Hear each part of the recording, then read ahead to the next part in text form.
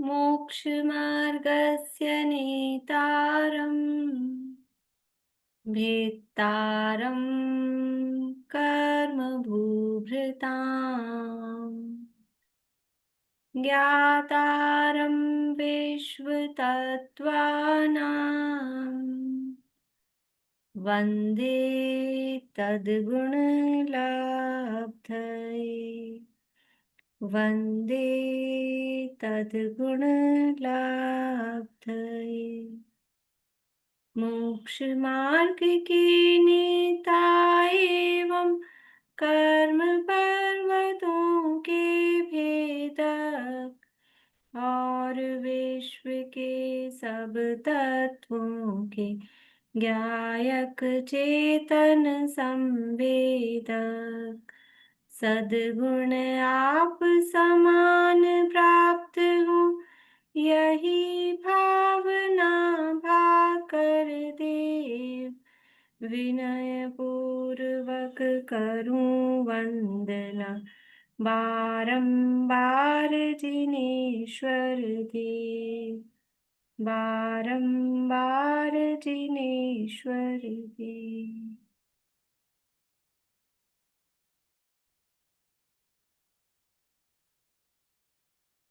तत्वार सूत्र नामक ये महाशास्त्र है आचार्य उमा स्वामी देव द्वारा रचित के अंतर्गत यहाँ चौथे अध्याय की चर्चा अपन ने प्रारंभ की है।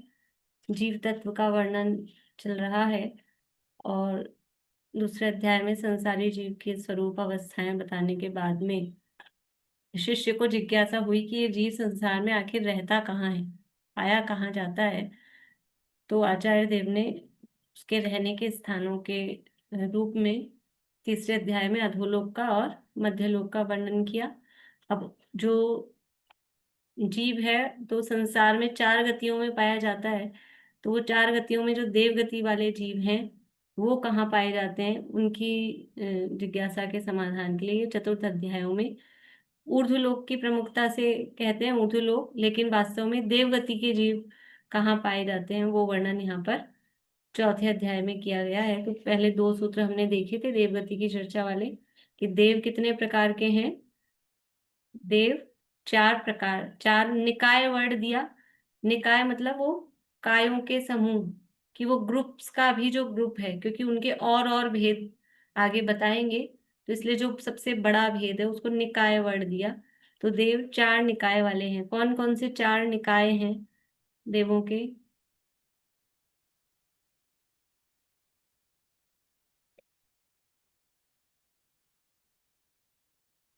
भवनवासी, व्यंतर, ज्योतिष और वैमानिक। बढ़िया। भवनवासी, व्यंतर, ज्योतिष और वैमानिक, ये चार प्रकार के देव हैं। उनका सामान्य सा स्वरूप हमने देखा था, आगे और उनका आएगा वर्णन। ये भवनवासी किसे कहते हैं, व्यंतर किसे कहते हैं, ज्योतिष और वैमानिक। फिर कहा कि इनमें से जो शुरू के तीन निकाय वाले देव हैं उनके पीतांत लेश्या होती है। इस सूत्र का क्या अर्थ है? आदितः त्रिषु पीतांत लेश्या, सूत्र का क्या अर्थ है?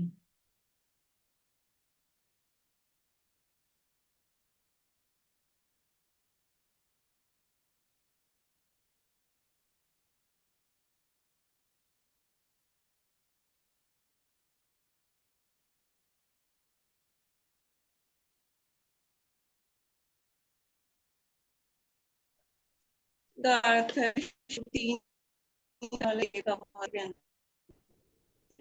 इनके अपने पिता जी मुझे नहीं आ रही, क्या आवाज है या सबको नहीं आ रही है? आपके नेटवर्क डिस्टर्ब है, आपकी आवाज नहीं आ रही अच्छे से।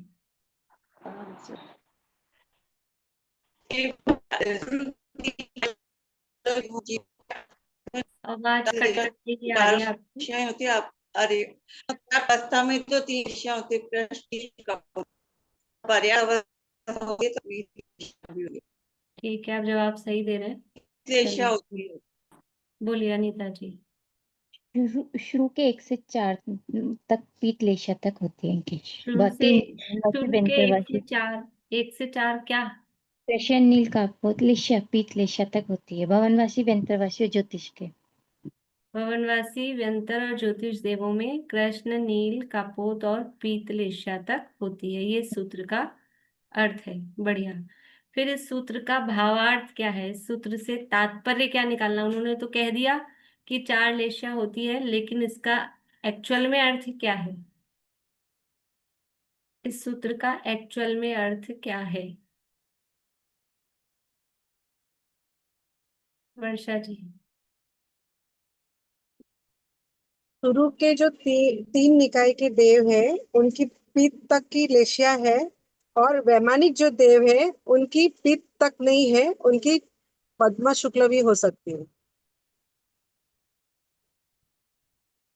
बात तो आपकी ठीक है, लेकिन फिर भी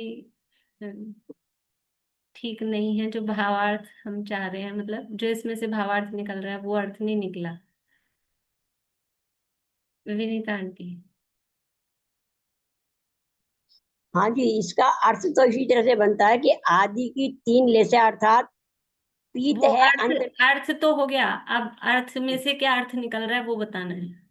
के। बाकी जो हमारा एक देव बचा ना, वैमानिक देव या कल्पवासी देव, उसको पद्म और शुक्ल लेशा भी होती हैं।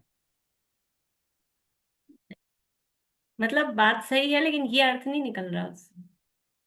भवनवासी व्यंतर और ज्योतिष देवों में अपर्याप्त अवस्था में कृष्ण, नील, कापोत 3 लेशा होती है और पर्याप्त अवस्था में पीतलेशा होती है। बहुत अच्छा, ये अर्थ निकल रहा है। आगे के देवों की लेशा तो बाद में बताएंगे।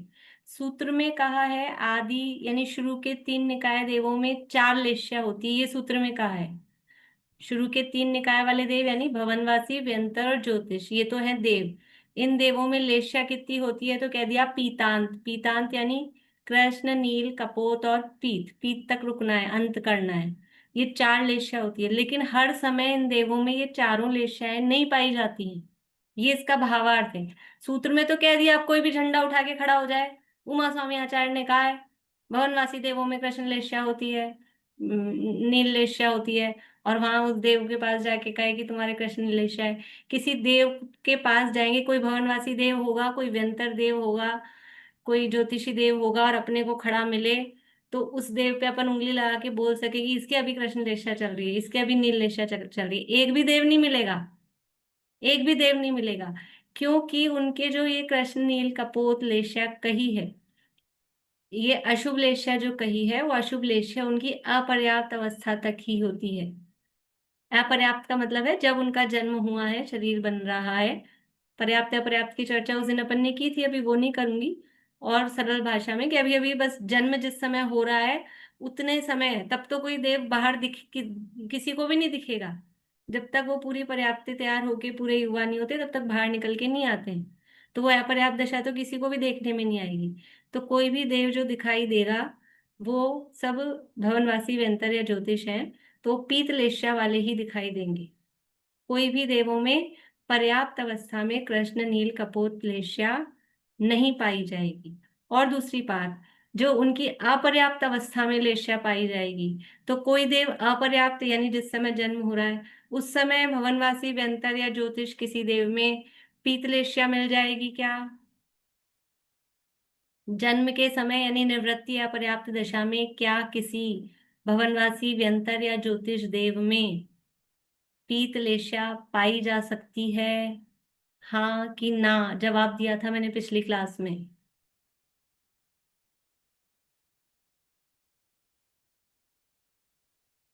50-50 है। 50-50 क्या है कि 30-30-40 ऐसा रेशो है। कुछ लोग तो उंगली नहीं दिखा रहे हैं, बहुत लोग गलत दिखा रहे हैं, बहुत लोग सही भी दिखा रहे हैं। नहीं पाई जा सकती है। अपर्याप्त दशा में भवनत्रिक देवों में अशुभ लेशा ही होती है, ये बताया था पिछली बार।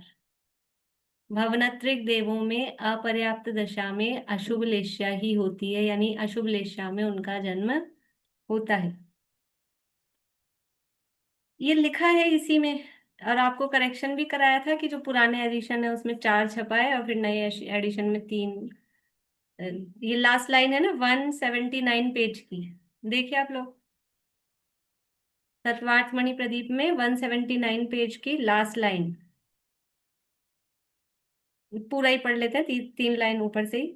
आरंभ की 3 निकाय वाले भवनवासी व्यंतर और ज्योतिष देवों की पर्याप्त अवस्था में तो एकमात्र पीतलेशा ही होती है, किंतु अपर्याप्त अवस्था में आरंभ की 3 अशुभ लेश्या ही पाई जा सकती है।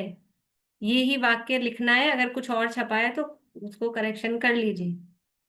लास्ट लाइन फिर से बोल रही हूँ, अपर्याप्त अवस्था में, किंतु अपर्याप्त अवस्था में आरंभ की 3 अशुभ लेश्याएं ही पाई जा सकती हैं, या पाई जाती हैं, ऐसा कर दीजिए, कोई दिक्कत नहीं है। मैम रीजन बता सकते हैं क्या है? क्योंकि जो बेटी भवनत्रिक में जन्म लेता है वो संक्लेश परिणामों में जन्म लेता है, संक्लेश परिणामों में ये अशुभ लेश्याएं होती हैं। भवनत्रिक में जन्म लेने वाला जब यहाँ से मरता है तो थोड़े संक्लेश में ही मरता है, वो अशुभ लेश्या में ही मरण होता है। 99% यही नियम होता है कि जिस लेश्या में मरण हुआ है जन्म के समय वही लेश्या होती है। इसको उधर से भी ले सकते हैं कि जहां जन्म लेना है वहां जो लेश्या होगी तो मरण के समय यहाँ वैसी ही लेश्या होगी, दोनों तरफ से वाइस वर्सा। 99% कह रही हूँ, कहीं कहीं इसके अपवाद हैं, तो 99% यही नियम लागू होता है। तो वहां जो भवनत्रिक में जो जन्म लेता है वो थोड़े संक्लेश परिणामों से, कुछ कुछ संक्लेश परिणामों से मरण होता है, तब वह भवनत्रिक में जन्म होता है। फिर वहां जाके लेसर शुभ हो जाती है ऑटोमेटिक, मतलब हाँ क्षेत्र के प्रभाव से। हाँ, वो नियोग ऐसा है। देखो लेश्या क्या है, लेश्या में जो प्रधान है, धवला में ऐसा आया है, धवला की पहली पुस्तक में, लेश्या में कषाय की प्रधानता नहीं है। यदि भी लेश्या कहते किसे हैं, यहाँ पढ़ाया था आपको, परिभाषा पढ़ाई थी लेश्या की, इसमें दी है भी। लेश्या किसे कहते हैं? देखो अपने को पता है, अपने जो चलती है ना क्लास, उसमें अब अपने को नाम, अब सब बहुत लोग खुश हो रहे हैं, गोमट सार पढ़ा रहे हैं, गोमट सार पढ़ा रहे हैं, लेकिन गोमट सार चलता रहता है अपनी क्लास में, ये गोमट सार ही है। तो इसलिए ऐसा नहीं है कि आप लोगों को गोमट सार का ज्ञान नहीं है, कि तिलोय पन्नति चली है अपनी काफी कुछ तीसरे अध्याय में। तो ऐसे ही गोमट सार में जो मेन, जो अपने को जो छूट गया है उसमें, वो छूटा है, जिसमें मेरे ख्याल से आप भी कतराएंगे बुद्धि लगाने में, वो संख्याएं और गणित, वो ही छूटा है। बाकी सारा विषय आता रहता है क्लास में, जहाँ कोई प्रकरण आता है। तो ये जीव कांड का विषय है लेश्या। लेश्या किसे कहते हैं? कषायों से अनुरंजित या कषायों से लिप्त आत्मा की प्रवृत्ति को लेशा कहते हैं। योगों की, योगों की योगों की। प्रवृत्ति को, योगों हाँ, की प्रवृत्ति को कषाय कषाय से कहते हैं। अनुरंजित योगों की प्रवृत्ति को लेश्या कहते हैं। दीदी एक प्रश्न मेरा और था कि जो वैमानिक देव होते हैं उनमें अपर्याप्त अवस्था में कौन सी लेशा होती है फिर? जो लेश्या वहां कही है वहां वही लेश्या होगी, आप तो उनमें भी मतलब अशुद्धता हो सकता है, नहीं, मतलब नहीं होगी। अभी उनकी अशुभ लेश्या, लेशा नहीं होती ना उनकी उनमें? लेश्या का सूत्र अभी आगे आएगा ना, अच्छा। अभी आगे आने वाला उनकी वैमानिक देवों का वर्णन और उनकी अ- लेश्या वगैरह वो सब आगे आने वाली है। अभी भवनत्रिक की चर्चा चल रही है, इसलिए मैंने ज्यादा बात नहीं की उनकी अभी, क्योंकि आगे आएगा सूत्र। कषाय से अनुरंजित योगों की प्रवृत्ति को लेश्या कहते हैं। तो इसमें कषाय प्रधान नहीं है, इसमें योग प्रधान है लेश्या में, क्योंकि लेश्या जो कही गई हैं वो 13वें गुण स्थान तक कही है, 13वें गुण स्थान में शुक्ल लेश्या कही है। तो वहां कषाय है क्या? 11वें 12वें में शुक्ल लेश्या है, वहां कषाय है क्या? कषाय तो नहीं है, इसलिए योगों की प्रधानता है। तो बाहरी कषाय देखकर लेशा का निर्णय नहीं होता है, वो योगों की प्रवृत्ति के आधार पे प्रधानता वो है, पर उसमें कषाय भी साथ में होती है। मोक्षम प्रकाशक में ऐसे दिया है, व्यंतर आदि नगर नाश आदि करते हुए दिखाई देते हैं। व्यंतरों को कषाय कितनी दिखती है, नीचे जाके, या ये वहां नरक में जाके भिड़ाने का काम करते हैं, है ना। और ऐसे ऐसे भी काम करते हैं कि किसी को मार दे, नगर पूरा का पूरा जला दे, जिससे अपना वैर निकालना हो। सुना है, नहीं सुना है आप लोगों ने? ऐसे ऐसे काम करते हैं व्यंतर। तो ये काम कौन सी लेश्या में कर रहे हैं? वो लेश्या कौन सी है? वो काम करते हुए भी वो नरक में जाके भिड़ा रहे हैं, तब भी उनकी लेश्या पीत ही है। इसलिए बाहरी क्रिया प्रवृत्ति या वो कषाय की प्रवृत्ति से उसकी नाप थोड़ी इतनी आसान नहीं होती। वो पेड़ बेचारा आराम से खड़ा हुआ दिख रहा है, कुछ नहीं कर रहा है, जो जो सर्दी गर्मी भूख प्यास सब सहन कर रहा है, फिर भी वहां लेश्याएं अशुभ ही हैं। एक इंद्रिय और विकलेंद्रियों में अशुभ ही लेश्याएं होती हैं। अभी लेशिया का प्रकरण नहीं है अपना, चैप्टर दूसरा चल जाएगा नहीं तो भी, इसलिए। तो यहाँ तो जो बात चल रही थी अपनी, ये मैंने आपको कहा भी था, लास्ट की 3 लाइनें इंपॉर्टेंट हैं, एग्जाम में आएंगी। फिर भी अभी आधे लोगों के जवाब गलत थे, फेल हो गए आज तो, एक हफ्ते में तो। बोलिए। आपने बोला अभी कि क्लेशर की परिभाषा में कषाय मतलब मुख्य नहीं है, योगों की प्रवृत्ति मुख्य है। तो अभी तो आप बता रहे हैं कि जो बाहर दिख रहा है उसी को तो योगों की प्रवृत्ति कहेंगे ना, कि वो करता हुआ काम दिख रहा है, क्रिया करता हुआ दिख रहा है। क्रिया करता हुआ दिख रहा है। देखो, ऐसा है कि जैसे कोई माँ है ना, और बच्चे का हित चाहती है, लेकिन वो बच्चा कहना नहीं मान रहा है, तो बुरी तरह से चाटा लगा दिया। हम्म, आग के पास जाना चाह रहा है, मान नहीं रहा है, 12 में छोटा बच्चा है, क्राउलिंग करता है, तो उसको दूर करने के लिए एक चाटा लगा दिया। अब वो चाटा लग गया तो अब वो नहीं जाए आएगा पास में। तो अब उसकी जो योगों की प्रवृत्ति कैसी दिख रही है, वो उस समय उसकी कृष्ण लेशा कृष्ण है। कषाय उसकी परिणाम शुभ हो सकते हैं, अच्छा। परिणाम तो शुभ है। हम्म, भाव क्या है कि बच्चे को बचाना, ये यहाँ इधर नहीं आए जल जाएगा, या पढ़ाई लिखाई नहीं करता है, या गलत संगति में पड़ गया है, अलग अलग एज वालों की अलग अलग समस्याएं हैं ना, तो उसके लिए दंड आदि, मतलब इस तरह से भी समझाया जाता है। जो भी है कस यानी उनको सजा देकर भी समझाया जाता है। तो दे रहे हैं सजा, लेकिन अंदर भाव क्या है? भाव है कि ये सुधर जाए, इसका हित हो, वो भाव है। शब्द ऐसे बोल रहे हैं, मर जा, निकल जा, तो ये है योगों की प्रवृत्ति। तो उस समय लेशा अशुभ है, हाँ। और कषाय यानी जो भाव है वो शुभ हो सकते हैं। तो कषायों से हम भाव को पकड़ेंगे। हाँ, अभी यहाँ इस प्रकरण में हाँ, ठीक है। मतलब और एक्चुअल में शुभ भाव इज नॉट इक्वल टू शुभ लेशा, अशुभ हाँ, भाव इज नॉट इक्वल टू अशुभ लेशा। अभी हम्म, वो प्रकरण, वो पूरा मतलब लेशा का तो चैप्टर ही पूरा अलग, हाँ, काफी बड़ा भी है और पूरा अलग भी है। बोलिए। कषाय के अनुरंजित योग, अनुरंजित का मतलब क्या हुआ? अनुरंजित का मतलब है कषायों से के साथ में, उससे जो, कषायों के साथ। जैसे हाथ हमने डुबा दिया, कोई कलर था तो वो कलर से लिप गया, दीवार पे लेपा, कलर लगाया, तो वो उससे लिप्त हो गया। तो ऐसे योगों की देखो, परिभाषा में भी अपन देख रहे हैं ना, कषाय से अनुरंजित योगों की प्रवृत्ति को लेशा कहते हैं। तो अभी अनुरंजित को तो एक बार अलग रखो, तो किसे कह रहे हैं लेशा? योगों की प्रवृत्ति को। और वो योगों की प्रवृत्ति कैसी है? उसमें कषाय साथ में लिपटी हुई है, उसमें लेपा गया है। और दूसरी परिभाषा भी चलती है कि जो जीव को कर्मों से लिप्त करे उसे लेश्या कहते हैं। ऐसे भी लिम्पति इति लेश्या, ऐसी भी उत्पत्ति से भी उसकी परिभाषा चलती है। तो वो दोनों को मिक्स करके, यानी दोनों की, कषाय और जो योग है, उन दोनों की जो प्रवृत्ति है, जब तक जीव कषाई है यानी 10वें गुणस्थान तक, तब तक तो कषाय भी उसमें प्रधान मतलब दिखती है, रोल करती भी। लेकिन आगे के गुणस्थानों में 11वें 12वें 13वें में भी लेशा कई है। तो इसका मतलब है कि अकेले मतलब योग तो मस्ट है ही है, कषाय नहीं भी है तो भी वो योगों के कारण लेशा कही जाती है। ठीक है। अब यहाँ पर देवों के भेद बता रहे हैं, आगे बढ़ते हैं अपन।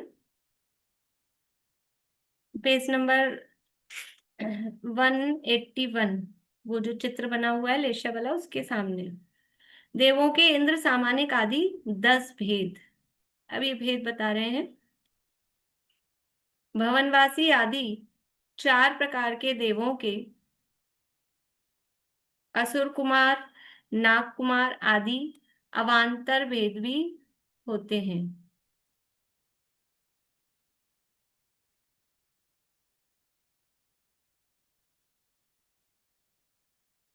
तथा जिस प्रकार मनुष्यों में व्यवस्था की दृष्टि से राजा, मंत्री, सेनापति, सेना, पुलिस आदि भेद होते हैं, उसी प्रकार देवों में भी इंद्र, सामानिक आदि के भेद पाए जाते हैं। अब उनकी चर्चा करते हैं। जिस प्रकार से यहाँ अपने भेद होते हैं, अलग अलग पोस्ट वगैरह होती है, वैसे ही वहां देवों में भी इस तरह की व्यवस्था होती है। सूत्र बुलवाती हूँ। दशाष्ट पंच द्वादश विकल्पः कल्पोपपन्न पर्यन्तः। दशाष्ट पंच द्वादश विकल्पः कल्पोपपन्न पर्यन्तः। देखिए क्या कह रहे हैं, दश अष्ट, दश यानी 10, और ये शाह है, शाह में से अ निकलेगा, अष्ट, दश अष्ट, अष्ट यानी 8, पंच यानी 5, द्वादश यानी 12, द्वा द्वा द्वा यानी 2 और दश यानी 10, तो 2 और 10 12, ऐसे द्वादश। विकल्प, विकल्प यानी भेद। कल्पोपपन्न, कल्पोपपन्न देवों का टाइप है, आगे कहेंगे। कल्पोपन्न कल्पातीताश्च, तो वो वैमानिक देव 2 प्रकार के हैं, उनमें से कल्पोपपन्न तक, पर्यंता यानी तक, कल्पोपपन्न देवों तक 10, 8, 5 और 12 भेद होते हैं। अब किस में होते हैं, तो किसके भेदों की चर्चा चल रही है, तो पीछे जो कहा था देवाः चतुर्निकाया, 4 प्रकार के, 4 निकाय के देव होते हैं, पीछे कहा था, तो उन्हीं के यहाँ भेद बता रहे हैं कि पहले निकाय वालों के 10, दूसरे निकाय वालों के 8, तीसरे वालों के 5 और चौथे वालों के 12 भेद होते हैं। लेकिन 14 वालों में 12 भेद कहाँ तक होते हैं, तो उसके लिए कहा कि कल्पोपपन्न तक होते हैं, यानी चौथा जो भेद है, चौथा भेद कौन सा है, चौथा निकाय, देवों का चौथा निकाय कौन सा है, बोलेंगे हीरा जी? वैमानिक। बहुत अच्छा, वैमानिक। तो वैमानिकों के 12 भेद हैं, लेकिन वो 12 भेद कहाँ तक हैं उनके, कि कल्पोपपन्न तक। इसका मतलब है अभी उनके कुछ और, एक कल्पोपपन्न है तो दूसरा है कल्पातीत। वैमानिक देवों के 2 भेद हैं, उसके सूत्र आगे आएंगे। देखो ये सूत्र ऐसे लिखे गए हैं कि कुछ चीजें, ये तो लिखित में तो तब लिखा, उससे पहले ओरल चलता था, मौखिक चलता था, तो कुछ बातें ऐसी होती हैं कि वो चलती थी। अभी जैसे 4 कषाय हैं, 5 पाप हैं, 7 तत्व हैं, और समझ लो कुछ कुछ चीजें ऐसी हैं कि अपने लोगों को पता है, नमोकार मंत्र है, जन्म से ही पता है, पंच परमेष्टि 5 होते हैं, ऐसा मतलब जन्म से, मतलब कि संस्कारों में जैन कुल में जन्म लिया है। तो अब वो एक एक चीज की, अब यहाँ अपने शब्द आते हैं तो वो एक एक शब्द की परिभाषा और वो बताने की जरूरत नहीं पड़ती है। तो ऐसे ही वो प्रचलन में होगा कि वैमानिक देवों के 2 भेद हैं, कल्पोत्पन्न कल्पाती, तो इसलिए उन्होंने लिख दिया कल्पोत्पन्न तक। अब यहाँ अव्यपरिचित हो गए हैं, तो ऐसा लगता है कल्पोत्पन्न क्या चीज आ गई, तो वो आगे अभी सूत्र उसका आएगा। देखिए अर्थ देखते हैं। कल्पोपपन्न देव तक 4 निकायों के क्रमशः 10, 8, 5 और 12 भेद होते हैं। तात्पर्य यह है कि भवनवासी देव 10 प्रकार के, व्यंतर देव 8 प्रकार के, ज्योतिषी देव 5 प्रकार के, और कल्पवासी, कल्पोपपन्न का है ना, जो कल्प में उत्पन्न है, अर्थात कल्पवासी, वो 12 प्रकार के होते हैं। अभी इनके भी सब नाम वगैरह आगे आने वाले हैं, 10, 8 ये सब भी आगे सूत्र आने वाले हैं।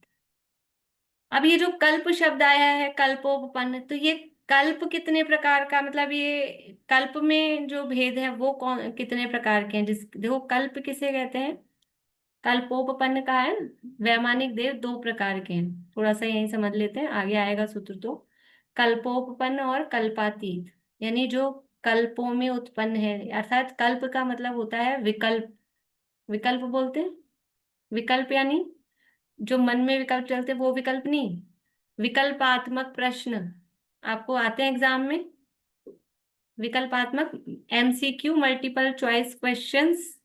तो मल्टीपल चॉइस का मतलब क्या है, उसमें विकल्प है, आपको 4 विकल्प दिए हैं, तो वो विकल्प, तो विकल्प का मतलब है भेद, सीधे से शब्दों में कहें विकल्प का मतलब है भेद।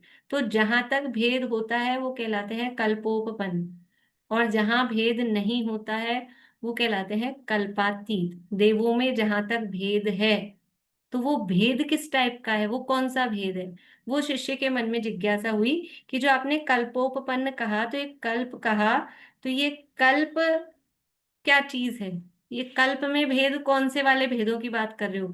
यहाँ आपने भेद बता दिए, 10, 8, पंच, द्वादश, ये आपने भेद बता दिए। अब वहां कल्पोपन्न में और कौन से भेद हैं जिसको आप कल्पोपन्न तक कह रहे हो, वो कौन से भेद हैं, तो ये आगे वे कह रहे हैं अगले सूत्र में। सूत्र पाठ करेंगे। इंद्र सामानिक त्रायस्त्रिंश, बोलिए। इंद्र सामानिक त्रायस्त्रिंश पारिषद आत्मरक्ष लोकपालानीक पारिषदात्म रक्ष लोकपालानीक प्रकीर्ण काभियोग्य किल्विषिकाश चैकशः। प्रकीर्ण काभियोग्य किल्बिषिकाश्च चैकशः। इंद्र सामानिक त्रायस्त्रिंश पारिषद आत्मरक्ष लोकपालानीक प्रकीर्ण काभियोग्य किल्विषिकाश चैकशः। इंद्र सामानिक त्रायस्त्रिंश पारिषदात्म रक्ष लोकपालानीक प्रकीर्ण काभियोग्य किल्बिषिकाश्च चैकशः। अब 10 टाइप बता रहे हैं, सीधा सिंपल है। इंद्र, इंद्र यानी इंद्रवी अर्थ देखते हैं। दूसरा शब्द है सामानिक, इंद्र सामानिक। तीसरा है त्रायस्त्रिंश, देखो ये शब्द है त्रायस्त्रिंश, और वहां अपने तीसरे अध्याय में था त्रायस्त्रिंशत सागरोपमा, तो वो त्रायस्त्रिंशत वही लगा हुआ है, समझ लो, जबान पे चढ़ा हुआ है, लेकिन ये त्रायस्त्रिंशत नहीं है, ये त्रायस्त्रिंश ही है। त्रायस्त्रिंश का अर्थ होता है संख्यावाची है 33, लेकिन उनका अर्थ अभी नीचे बताएंगे। पारिषद, परिषद बोल रहे हैं कुछ लोग, परिषद नहीं है, पारिषद, पारिषद द तक है, फिर द में जो आ की मात्रा है उसमें से निकलेगा आ। आत्मरक्ष, पारिषद, आत्मरक्ष, लोकपाल, लोकपाल ल तक है, और फिर आ की मात्रा में से अ निकलेगा। अनीक, लोकपाल, अनीक, फिर प्रकीर्णक, और यहां भी आ की मात्रा है, उसमें से आ निकलेगा। आभियोग्य, प्रकीर्णक, आभियोग्य, अभियोग्य नहीं है, आभियोग्य, और किल्विषिकिश, किल्विषिक, किल्विषिक, किल्विषिक च एकशः। किल्विषिक कहा मतलब वो विसर्ग है, शब्द उसमें किल्विषिक है, और वो तो सूत्र में विभक्ति के आधार पे किल्विषिक कहा, ये श का विसर्ग है, किल्विषिक कहा विसर्ग है, और शब्द उसमें से है किल्विषिक।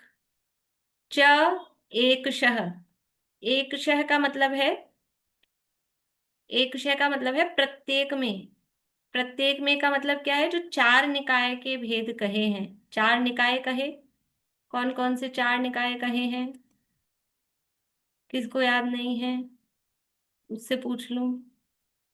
सबको याद है, सबको याद है, भवनवासी, व्यंतर, ज्योतिष और वैमानिक, ये 4 निकाय हैं।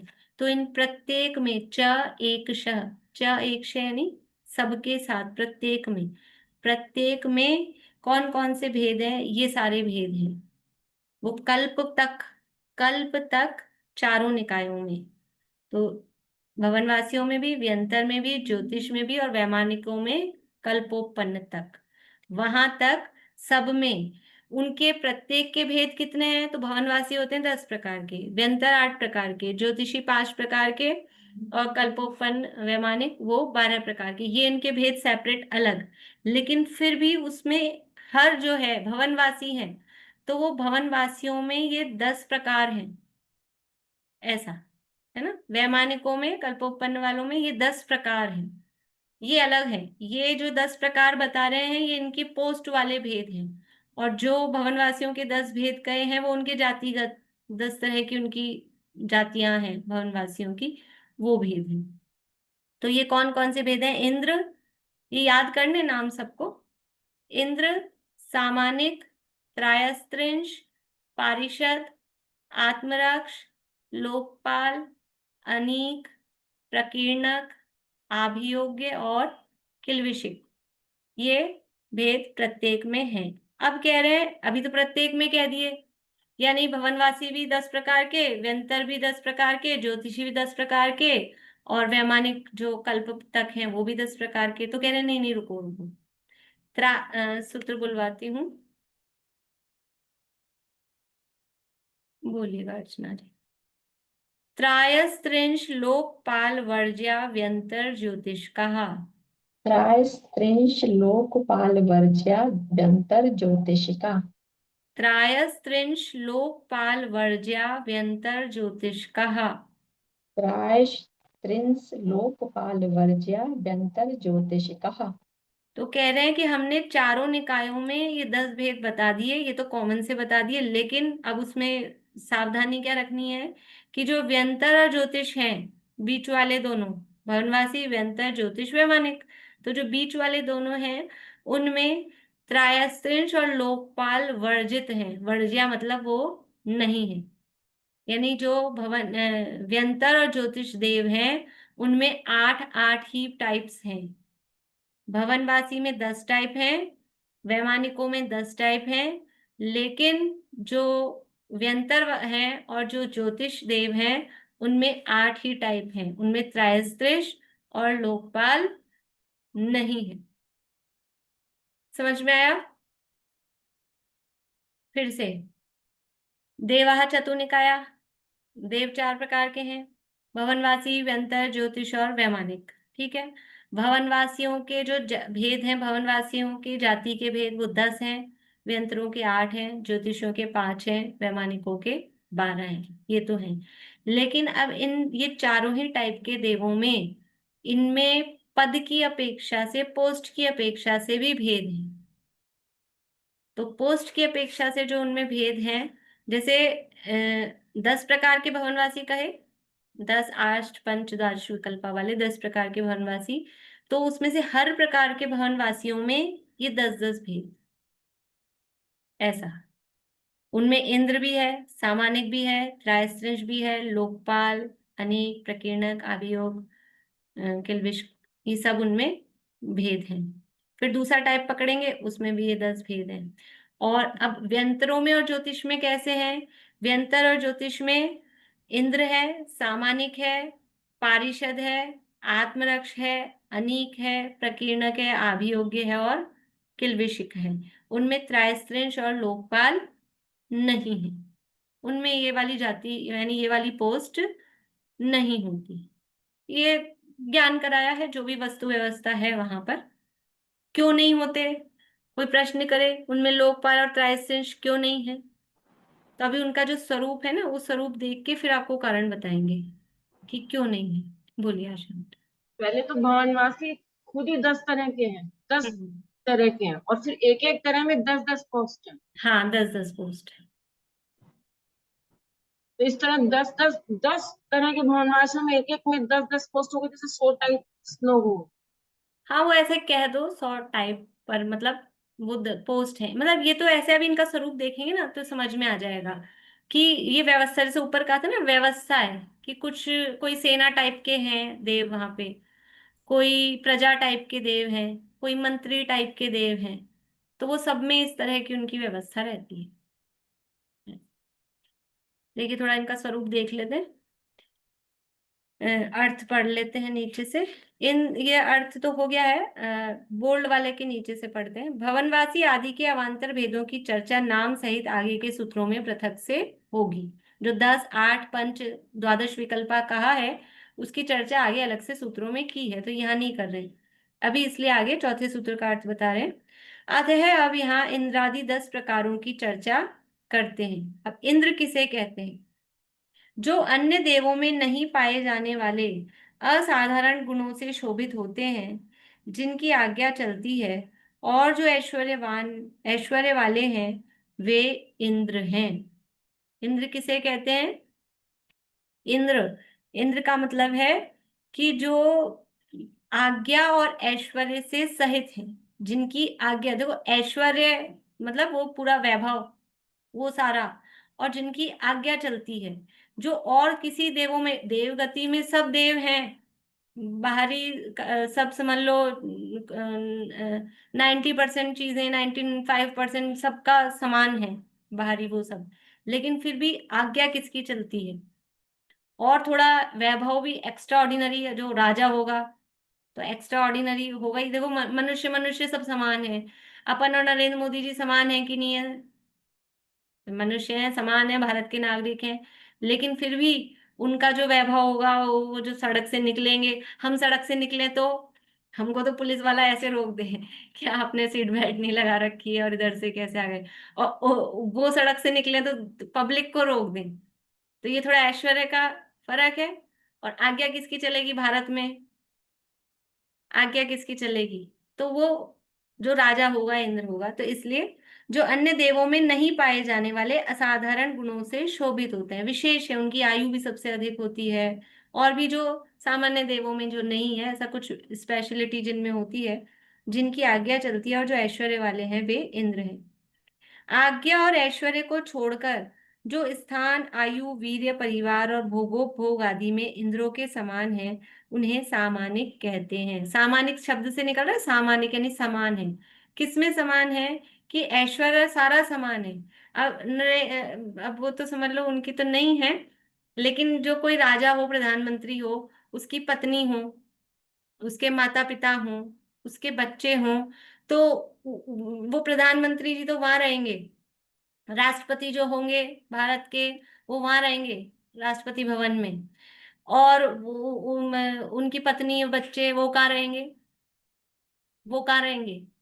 तो वहीं रहेंगे उनके साथ। पत्नी कहाँ रहेगी? वहीं रहेगी ना। उनकी माता पिता हो, उन पे डिपेंडेंट हो, वो कहाँ रहेंगे? वहीं रहेंगे उनके साथ। लेकिन साइन करना हो किसी बिल पे, कोई आज्ञा देनी हो भारत के संबंध में, तो कि सब एक ही तो मकान में वहीं तो रह रहे हैं। तो वो है नहीं अभी राष्ट्रपति जी, तो चलो पत्नी से साइन करा लें, पिताजी से साइन करा लें, तो नहीं चलेगा। तो आज्ञा को छोड़कर, बाकी आज्ञा को छोड़, ऐश्वर्य को छोड़, ऐश्वर्य का मतलब है कुछ जो बाहरी चिन्ह है, मतलब समझ लो जो सिक्योरिटी वगैरह की, वो ऐश्वर्य को छोड़कर बाकी स्थान, आयु, वीर्य, परिवार आदि भोगोपभोग सामग्री में जो इंद्रों के समान है। आयु भी उनकी उतनी हो, स्थान वही हो, परिवार, बाकी सब कुछ बराबर का ऐसा हो, तो वो सामानिक कहलाते हैं। ऐश्वर्य में वो समझना, ऐश्वर्य का मतलब है कि कुछ जो उस पद के चिन्ह वगैरह, जो गरिमा होती है ना, कि उनके ऊपर छत्र ढुरेंगे, चवर ढुरेंगे, छत्र लगेंगे और बॉडीगार्ड्स इस तरह से रहेंगे, वो उनका ऐश्वर्य। नहीं, मेरे को लगता है रक्षा मंत्री, गृह मंत्री, नहीं, प्राइम मिनिस्टर के हैं। मंत्री तो अभी आगे आ रहे हैं, मंत्री अलग आ रहे हैं, ये नहीं, सामान्य पर। ये आगे देखो, अगला अगला ही लाइन है अगले पेज पे। ये लोग राजा के पिता, गुरुओं और उपाध्यायों के समान होते हैं। ये परिवारजनों के समान वो सामानिक हैं। तो और सब में समानता रहती है, लेकिन यद्यपि देवगति में परिवार वाला कंसेप्ट नहीं है कि वहां कोई माता पिता हो, कि कोई बच्चे हों, क्योंकि वहां उपपात जन्म होता है, गर्भ जन्म तो है नहीं। तो माता पिता बच्चों वाली वो बात तो वहां पर होती नहीं है।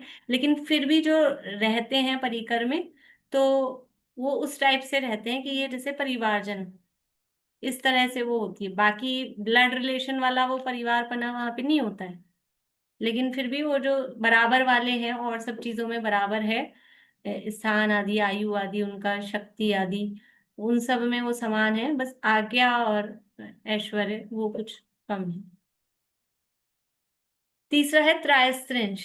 त्रायस्त्रिंश किसे कहते हैं? कि जो मंत्री और पुरोहितों के समान हित चाहने वाले होते हैं, ये वे त्रायस्त्रिंश हैं। ये 33 ही होते हैं, इसलिए त्रायस्त्रिंश कहलाते हैं। त्रायस्त्रिंश का अर्थ होता है 33, ये संख्यावाची शब्द है। संस्कृत में 33 को त्रायस्त्रिंश कहते हैं। तो ये है कौन एक्चुअल में? जो मंत्री आदि रूप है। मंत्री का मतलब ये होता है जो हितवांछक होते हैं। मंत्री जो राजा को सलाह देते हैं, सही सलाह देते हैं, सही उनको मार्ग बताते हैं। तो ऐसे हित चाहने वाले जो होते हैं वो त्रैस्त्रिंश कहलाते हैं। अब ये संख्या में 33 ही होते हैं, इसलिए इनको त्रैस्त्रिंश कहते हैं। अब वहाँ व्यंतरों में और ज्योतिषियों में त्रैस्त्रिंश नहीं होते।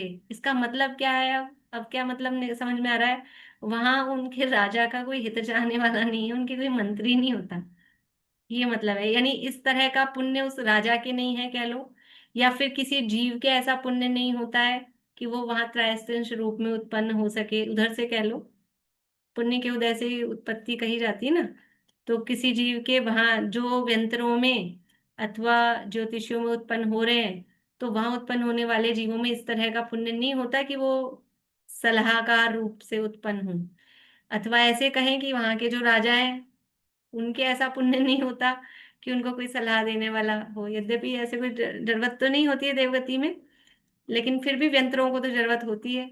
भूत राक्षस पिशाच इनको तो जरूरत होती है कि कुछ सलाह दे सके, लेकिन नहीं होते हैं, इसीलिए वो इस तरह के काम करते हैं शायद। देखिए, ये तो सब खैर अपन ने अपने उससे लगाया है, एक्चुअल में वस्तु व्यवस्था ही ऐसी है कि वहां पे वो ये नहीं होते। फिर है पारिषद, जो इंद्र सभा में मित्रों और स्नेही जनों के समान बैठते हों, वे पारिषद हैं। ये इंद्र की सभा के सदस्य हैं। अपने भी तो होते हैं, या पार्षद बोलते हैं ना, पार्षद, वो पार्षद ये पारिषद हैं, वो सभा के जो सदस्य हैं। इंद्र की बाकायदा सभा होती है, वहाँ इंद्र बैठता, मतलब पूरी बहुत वर्णन दिया त्रिलोकवन्नति में कितने कितने हजार, ये कौन कौन से उनके वो होते हैं पारिषद, कितने तीन चार, तीन तरह के पारिषद हैं। फर्स्ट लाइन में बैठने वाले, बीच में बैठने वाले, बाहर वाले रो में बैठने वाले, फिर वो कौन कौन से दिशाओं में कितने कितने कैसे कैसे बैठेंगे, हजारों की संख्या में। मतलब बहुत बड़ा समझ लो उसका जो सभा है, वो जो ऑडिटोरियम जिसे कहें, ऑडिटोरियम भी क्या होगा, बहुत बड़ी व्यवस्था होती है, तो वो पारिषद कहलाते हैं। सभा के जो सदस्य हैं, राज्यसभा के, इंद्र सभा के, वो पारिषद पार्षद होते हैं। फिर जो अंग रक्षकों के समान हो, वे आत्मरक्ष कहलाते हैं। मतलब ये अंग रक्ष, बॉडीगार्ड, वो आत्मरक्ष। इंद्र को बॉडीगार्ड की जरूरत है, दो मशीन गन लेके इधर उधर अगल बगल में खड़े रहे तो कोई आतंकवादी नहीं उनपे शूट कर दे। वहां इंद्र को देवगति में ऐसा कोई डर होता है, तो बॉडीगार्ड की क्या जरूरत है। ये सब उसके वैभव के प्रतीक हैं, ऐश्वर्य के प्रतीक हैं। कोई किसी की हिम्मत नहीं, मतलब कोई कुछ कर ही नहीं सकता है। अरे नीलांजना की इतनी हिम्मत नहीं पड़ी कि अरे अरे मैं मरने वाली हूँ, मैं नहीं जा रही नीचे नृत्य करने। अब उसको नहीं पता लग रहा होगा मेरी आयु खत्म हो रही है, अवधि ज्ञानी होते हैं सब, उसको पता था कि मैं मरने वाली हूँ, लेकिन उल्लंघन नहीं कर सकते आज्ञा का। तो जो इतना सा आज्ञा का उल्लंघन नहीं कर सकता, वो क्या इंद्र पे आगे गोली चला देगा। ये तो यहाँ हीन पुण्यशाली होते, प्रधानमंत्री को आगे सामने से शूट कर जाए बॉडीगार्ड ही। ऐसा ये तो यहाँ होता है, वहां नहीं होता है, लेकिन वो सब उसके ऐश्वर्य का प्रतीक है। जो अर्थचरों के समान रक्षक हैं, वे लोक का पालन करने वाले लोकपाल हैं। लोकपाल अर्थचरों के समान रक्षक मतलब पुलिस के समान, मतलब जो हमारे धन आदि की रक्षा करते हैं, तो जो पुलिस के समान हैं वे लोकपाल कहलाते हैं। लोकपाल कोतवाल समझ लो, मतलब पुलिस के समान जो है। जो पदाती यानी पैदल, घुड़सवार आदि 7 प्रकार की सेना के समान होते हैं, वे अनीक कहलाते हैं। अब देखो, कुछ देव ऐसे हैं तो देवगति के देव, कुछ ऐसे हैं जिनको बॉडीगार्ड बन के खड़ा रहना पड़ेगा हमेशा इंद्र की सेवा में। गति एक ही है, देवगति, लेकिन अब वहां पे आप देख रहे हैं पुण्य के उदय के फ्लक्चुएशन। एक तो है पूरा राजा जिसकी सारी आज्ञा चलेगी, सारा ऐश्वर्य होगा।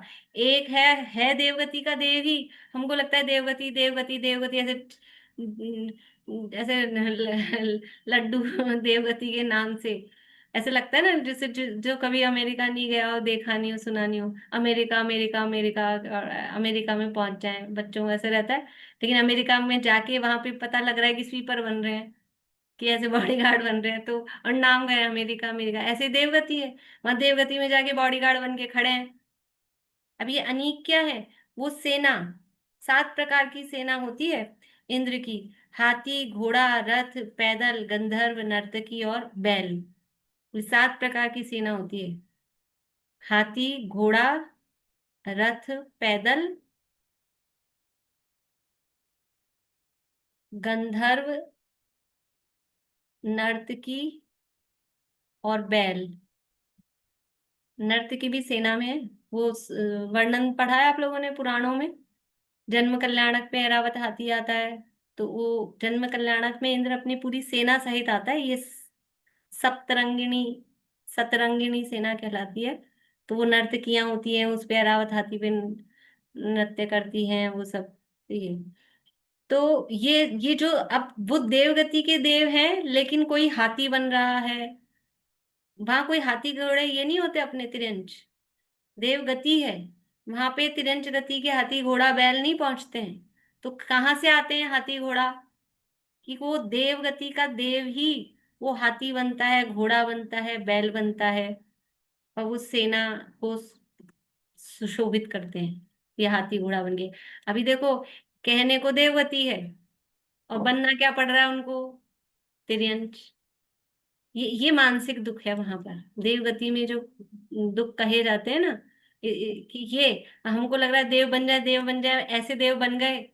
तो वो मानसिक पीड़ा से अपना घर में ऐसा बोलते हैं, अपना स्वाधीनता से रहो, चाहे कम खाओ और फटा पहन लो, तो भी स्वाधीनता चाहिए। और वो वहां देव तो बन गए, लेकिन इंद्र के अधीन है, आज्ञा में रहना पड़ता है। बोलिए। ये 7 प्रकार के कौन कौन से हुए? 3 बार तो बोला अभी, बोल रही हूँ फिर तो से। कुछ भूल गए। हाथी, घोड़ा, रथ, पैदल, गंधर्व, नर्तकी, बैल। फिर है जो नागरिकों के समान फैले हुए रहते हैं, वे प्रकीर्णक हैं, मतलब प्रजा है। जो प्रजा जैसे कॉमन कॉमन मैन, मतलब कॉमन देव, वो प्रकीर्णक। नागरिकों के समान फैले हुए हैं, प्रकीर्णक। फिर जो दासों के समान वाहन, ऐरावत आदि आदि कार्यों में प्रवृत्त होते हैं, वे आभियोग। आभियोग का मतलब है जो सेवक वाला कार्य करते हैं, जो अपने घर में मतलब अपन रखते हैं सेवक, नौकर, चाकर, वो आभियोग्य। तो उस देवगति जो अभी मैं कह रही थी ना, वहां पहुंच के भी स्वीपर का काम कर रहे हैं, तो स्वीपर भी आएगा किलविशिक वाले में। पर नौकर चाकर बन गए हैं, साफ सफाई मतलब इस तरह का। यद्यपि देवगति में ऐसा कुछ काम नहीं है, लेकिन वहां भी नौकर का मतलब क्या है? बस अधीनता। सौधर्मेंद्र ने कह दिया हाथी बनो, जन्म कल्याणक बनाने चलना है, तो ये देव को, ये बालक नाम का अभियोग्य जाति का देव होता है, वो ऐरावत हाथी बन के आता है। तो वो देव ही, यद्यपि वो तो अपना पुण्य का उदय समझता है, तीर्थंकर बालक को अपने मस्तक पे धारण करता है, वो एक अलग है। लेकिन अभी तो ये जन्म कल्याणक की बात है, और भी जगह उसको नंदनवन घूमने जाना है, हाथी की सवारी करके जाना है। तो देव को आदेश देगा, ये जो अभियोग्य जाति का देव होगा, जो भी देव है उसके अधीन, कि बनो, ये बनो, कुछ भी बनो, जो भी हंस बनाना है हंस बनेगा। ये विमान बनाते ना ऐसे कुछ कुछ चित्रों में, मंदिरों में बने रहते हैं, तो वो सब क्या है? वो सब वो अभियोग्य जाति के देवों को उस तरह की वो विक्रिया के माध्यम से वैसा बन जाते हैं। पौद्गलिक भी होते हैं, कुछ इस तरह से भी बनते हैं। तो जो वाहन आदि कार्यों में प्रवृत्त होते हैं दास के समान, वे अभियोग्य हैं। और पाप कर्म की बहुलता वाले किल्विषिक कहलाते हैं। पाप कर्म की बहुलता वाले यानी सफाई करने वाले, मतलब स्वीपर टाइप के। देवगति में भी आंधी वांधी तूफान धूल मिट्टी ये सब होता है क्या? वहां भी डस्टिंग करते रहना पड़ेगा? क्या है कि यद्यपि होता कुछ नहीं है, लेकिन बस आप इस काम के लिए अपॉइंटेड हो। तो ये मेंटली, ये जो किल्विश जाति के देव होते हैं, इनको इंद्र के नगर में प्रवेश का अधिकार नहीं होता है, बाहर रहते हैं। अपने तो आजकल बहुत, समझ लो वो सब हो गया है, सब अंदर घरों में ही घुस गए हैं। वहां पर एंट्री नहीं है, इंद्र के नगर में किल्विश जाति के देव एंट्री नहीं ले सकते, नगर के बाहर रहते हैं। तो ये बहुत ज्यादा मानसिक दुख कष्ट वो वहां पर होता है। ऊपर वाले देवों की विभूति देख के, ऊपर वाले देवों का मतलब ऊपर वाले स्वर्ग वाले नहीं, ऊपर के स्वर्ग को थोड़ा ना देख सकते हैं वो।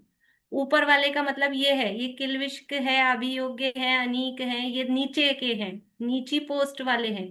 और जो ऊपर वाले पोस्ट वाले हैं, सामानिक है, तायस्तिंश है, इंद्र है, लोकपाल है, इनकी विभूति देख के ये नीचे वाले जो देव हैं, यानी नीची पोस्ट वाले जो देव हैं, ये जलते हैं, जलते भुनते हैं, दुखी होते हैं, कष्ट पाते हैं। ये भयंकर मानसिक दुख होता है, इसलिए कहते चैत आवर्तन धरे यो परिवर्तन पूरे करे।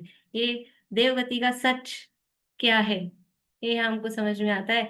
वास्तव में ना किसी गति में सुख है, ना किसी गति में दुख है। दुखी होता है अपनी उल्टी मान्यता से, सुखी होता है अपनी सच्ची मान्यता से। तो दुख का एक कारण, एकमात्र कारण, भूल आपको भ्रमतवादी, मोह महामद पियो नादी, वो दुखी होने का कारण है। और सुखी होने का उपाय क्या है? एकमात्र अपने स्वरूप की समझ, सम्यक दर्शन, वस्तु स्वरूप का सही निर्णय, वही सुखी होने का उपाय है। फिर कहीं भी रहो, फिर कहीं भी रहो, वो जीव सुखी रहता है। शेष चर्चा कल करेंगे, बहुत समय ज्यादा हो गया है। बोलिए। मेन मतलब अभियोग्य और किल्बिसिक जाति के, जो किल्बिसिक जाति के देव है वो ही मतलब छोटा पद वाले होते हैं मतलब।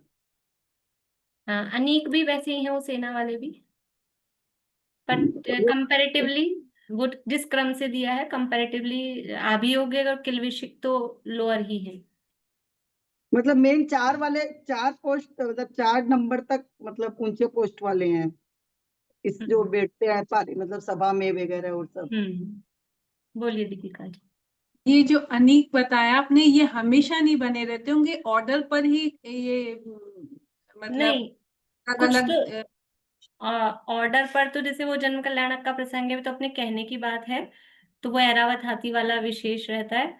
बाकी ये हमेशा सेना जब सभा लगती है तो सभा में वो सब खड़े, जैसे यहाँ अपने जैसे 26 जनवरी वगैरह के प्रोग्राम देखे होंगे कभी आपने, तो वो बराबर सारी सेना वाले सब खड़े रहते हैं ना, ऐसे वो सभा इंद्र की लगती है तो सब वहां खड़े ही रहते हैं।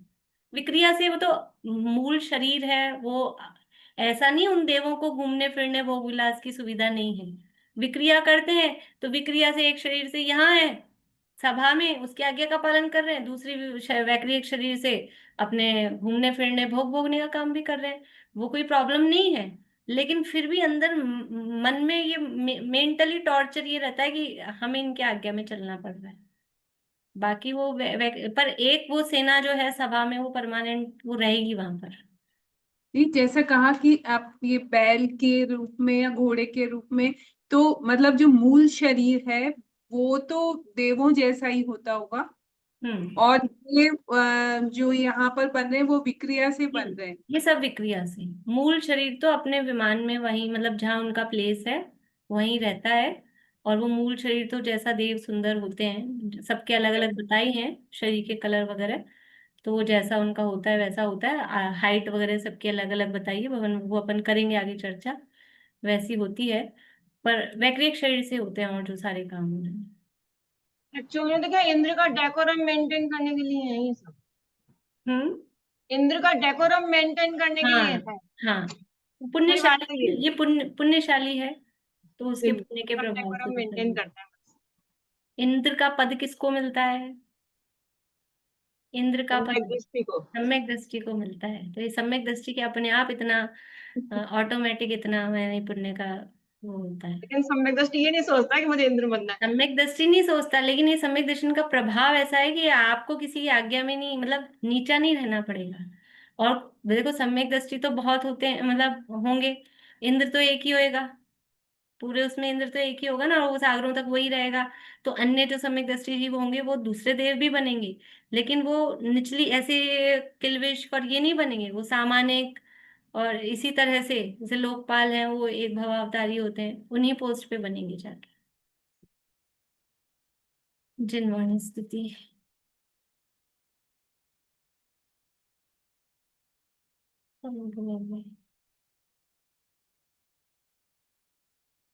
बोलेंगे कोई?